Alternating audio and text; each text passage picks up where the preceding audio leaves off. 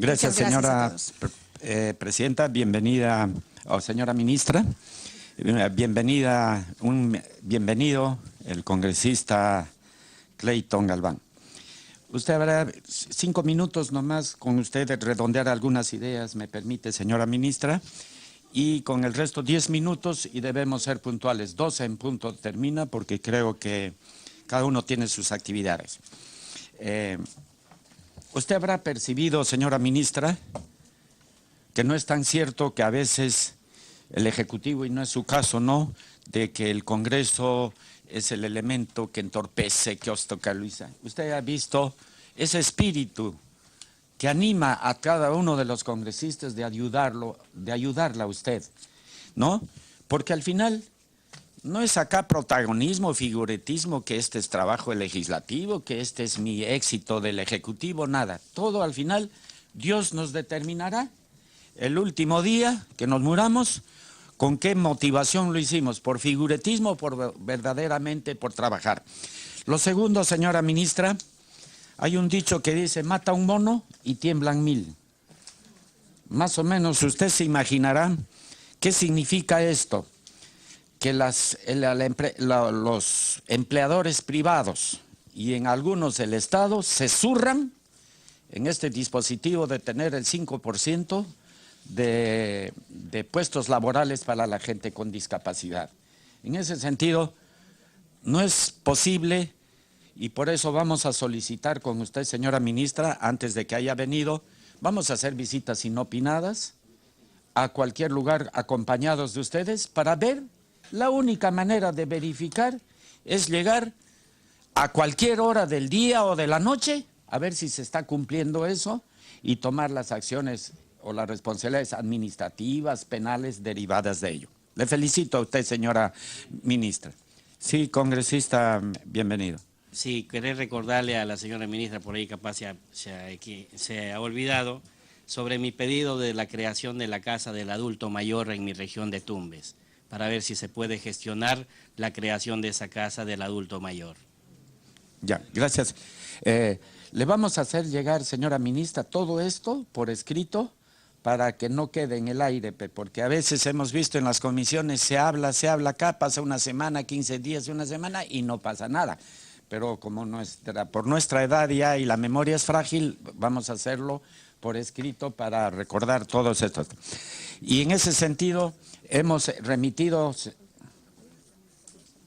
señora ministra, el Congreso para ayudarla en esta labor, le hemos enviado casi 280 solicitudes a 196 municipalidades provinciales, a todos los sectores y a todos los gobiernos regionales a que reporten en el plazo breve la relación nominal de todo su personal con discapacidad. Y después vamos a cruzar información con usted, a ver, ¿se cumple o no se cumple? En ese sentido, vamos a hacer a través de esta comisión.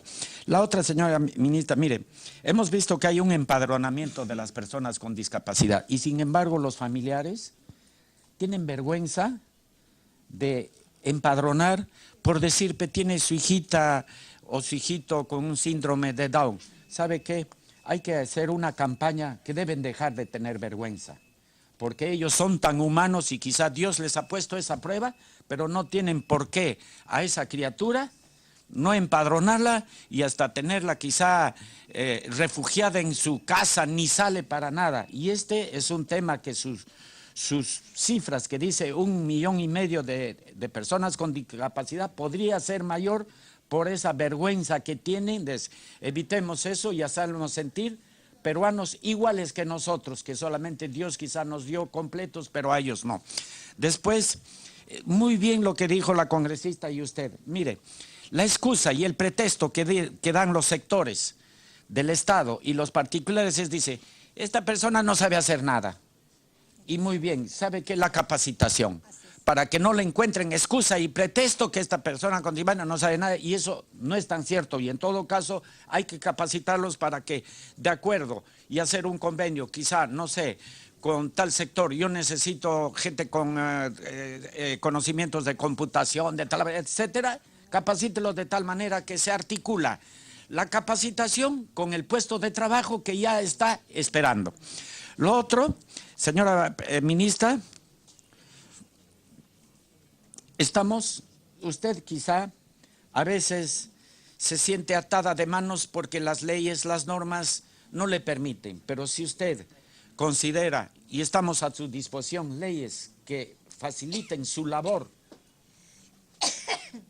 por ejemplo, para la gripe, ¿ya? Entonces, ya, ¿cómo se llama? Necesita leyes que usted, pucha, no puedo porque el otro se ampara en la ley que dice esto no es. Entonces, en ese sentido, todos los proyectos de ley y con su gran colaboradora, la doctora Loli, gran colaboradora. Después, por último, manténganos informados, de verdad, para ayudarla. Y lo que dijo la congresista, ¿sabe por qué? Y usted muy bien, no creo que lo haya pasado por experiencia propia, pero porque hay la violencia familiar, por la dependencia económica de la pobre mujer con ese desgraciado marido que siempre lo tiene chantajeada la mujer y le dice yo traigo la plata y le zurra y le da duro. No estoy hablando de su caso, ni podría haber sido, ¿no? O sea, ¿pero por qué? Y es cierto cuando usted dice la autonomía de la mujer, a la autonomía. El día que la mujer, la esposa, sea independiente económicamente, disculpen ustedes la expresión, se acabó la violencia, porque el día que venga su marido a pegarle, ella también detrás de la puerta agarrará y le dará más duro y más fuerte también a ese desgraciado. No vayan a sacar mañana que mira lo que incita el presidente a la violencia, no. Pero a veces las leyes dicen en el Antiguo Testamento, ojo por ojo, diente por diente. A ver cómo siente el palazo ese desgraciado. Entonces, por eso qué importante, señora ministra, de buscar de que esta gente, la independencia, la autonomía. Bienvenido el congresista Jorge del Castillo. Y por último, acá termino, señora ministra, mire, se exige que a ese desgraciado padre de familia irresponsable, ya, su paternidad no reconozca y no le pague por alimentos. Y sucede dos problemas, señora ministra, que el juez declara que se le descuente por todo concepto. ¿Y qué hace el sector del Estado, suponiendo, y es el caso, y con vergüenza ajena lo voy a decir, del Ejército y Ministerio de Defensa?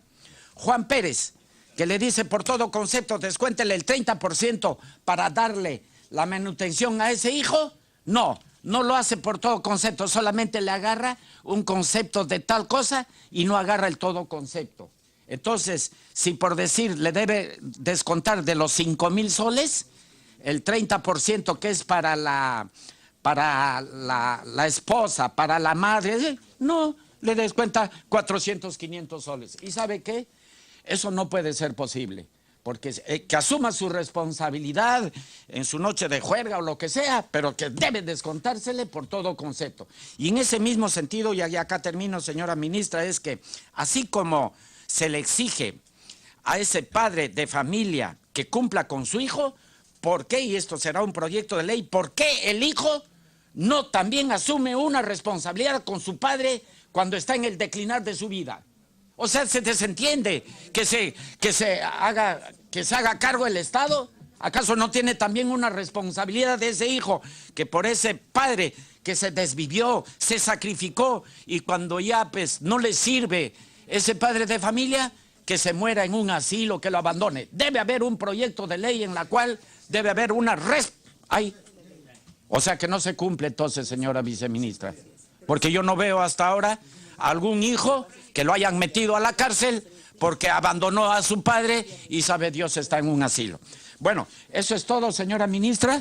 Yo le agradezco. Con el resto nos quedamos 5 minutitos nada más porque les he dicho hasta las 12, queda 5 minutos. Le agradezco, señora ministra, y le mandaremos por escrito, le enviaremos por escrito todo esto para que llevemos un monitoreo de lo que hemos hablado acá, que se cumpla, que verdaderamente no quede solamente en palabras. Le agradezco, señora ministra, y disculpe usted si en alguna manera yo no le he ofendido, no, pero con toda respetación estamos en contacto.